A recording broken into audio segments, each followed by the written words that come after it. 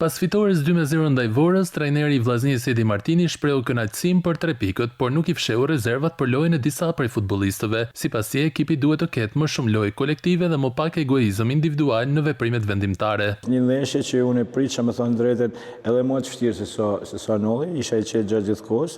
Shënum golin e parë, shënum dytin, e që më shqetëson e theksova pak më përpara është egoizmi që disa lojtarë kanë para portit, nuk pasojnë topin shokëve, duhet jena më kavaljerë, duhet mbyllim ndeshjen më shpejt.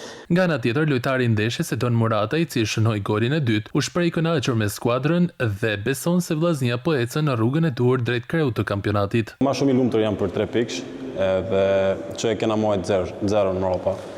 Edhe jam shumë i lumtur për këtë fitore. Jam shumë i lumtur për këtë trofe. Po si kam thonë që parë, për ekipin jam ma i lumtur që kena boj i lojtë mirë, kena pas i kundërshtar të fort, po e fitutëm edhe e krytëm punën. Ndërkohë, trajneri i Vorës, Arjan Bellaj, zgjodhi të mos komentojë mbi arbitrimin e ndeshjes, duke thënë vetëm se ekipi i tij do të fokusohet te përmirësimi në javët e ardhshme. Për arbitrimin s'flas asnjëherë, nuk është punë arbitrimin në ndikimin e rezultatit. Kur umbet se bën gabim e ti, po t'i hedhim fajin gjithmonë arbitrimit, nuk jam nga ata dhe nuk do flas asnjëherë për arbitrimin. Nuk ka rëndësi as penalltia nga momenti që ndërhyj në VAR, nuk kam çfarë them fare.